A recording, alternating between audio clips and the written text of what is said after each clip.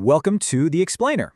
Today, we are diving deep into Brazil's huge new plan to step back onto the world stage as a leader in the fight against climate change. And it's all leading up to one of the most important climate summits ever held.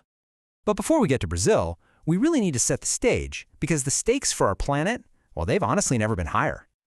So, get this. In January 2025, the World Meteorological Organization dropped a bombshell. 2024 was officially the hottest year ever recorded. The global average temperature shot up a staggering 1.55 degrees Celsius above pre-industrial levels.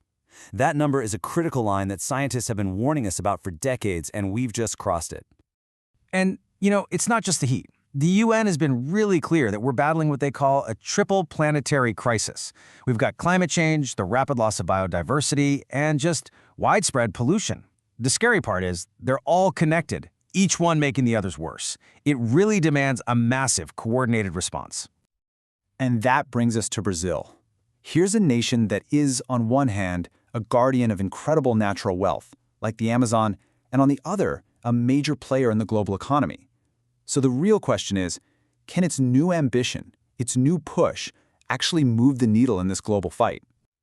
So look, if you want to be a leader on the world stage, you have to get your own house in order first, right? Brazil knew this, and it has started taking some really big steps at home.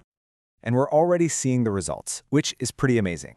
In 2024, for the second year in a row, deforestation across all of Brazil's ecosystems, it fell. It dropped by over 32%. That is a huge change in direction, and it shows these new policies are actually working. Now, this didn't just happen by accident. It's all part of a very deliberate strategy.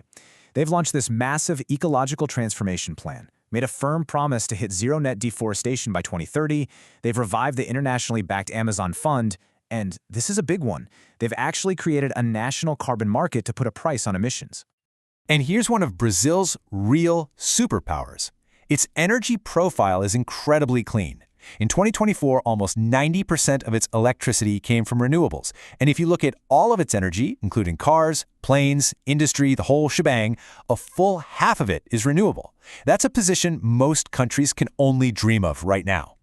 Okay, so that's what's happening at home. But Brazil isn't just focused inward. It's taking this new energy and actively trying to shape the global conversation. Let's look at how this is playing out. And man, have they been busy. The diplomatic calendar has been absolutely packed. They proposed a brand new fund to pay tropical nations for conserving their forests. They championed G20 principles for a bioeconomy, that's an economy based on nature. They jacked up their own climate targets, and they teamed up with France to bring ocean protection into the mix. Now, I mentioned that updated NDC. You might hear that acronym a lot. It stands for Nationally Determined Contribution, and it's basically the core promise each country makes under the Paris Agreement. Brazil's new plan commits it to slash emissions by up to 67% by 2035.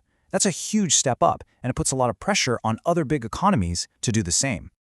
A huge piece of Brazil's diplomatic effort is all about closing this massive gap in climate finance. So at COP29, developed nations promised to provide at least $300 billion a year by 2035. The problem? Developing nations say what they actually need is closer to $1.3 trillion a year. That giant gap is a major source of mistrust, and Brazil is trying to be the country that helps build a bridge. So, you have all these threads, right? The action at home, the diplomacy abroad, the push for climate justice, and they are all leading to one city, right in the heart of the Amazon, Belém, Brazil. For the very first time, the world's most important climate summit is going to be held in the Amazon rainforest. You can't get more symbolic than that. The whole idea is to put nature and forest right at the center of the conversation about how we solve this crisis. And the Brazilian presidency for the summit is trying to set a very specific tone. They're calling it a multidão global. Now that's a Portuguese term that means something like a collective, hands-on community effort, like when neighbors get together to build something. It signals they want practical, collaborative action, not just more talk. And to guide this global effort, they've laid out these 6 key pillars for action. It's a pretty comprehensive list covering everything from the energy transition and protecting forests to totally changing our food systems and, maybe most importantly, getting the money and technology flowing to make it all happen. But, okay, let's be realistic here. Brazil's ambitious road to COP30 is not going to be easy. There are some pretty significant challenges and global headwinds. One of the biggest points of friction right now is this new law from the European Union that blocks products linked to deforestation. Now, the goal is obviously a good one, but Brazil sees it as a unilateral trade barrier. They're concerned it could punish small farmers right alongside big corporations and that it doesn't really recognize a country's own efforts to conserve. It's a really tricky clash between climate action and trade rules.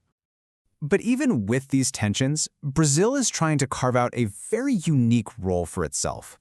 By standing up for forest nations and putting climate justice front and center, it's really working to become that critical bridge between the wealthy, industrialized countries of the global north and the developing nations of the global south.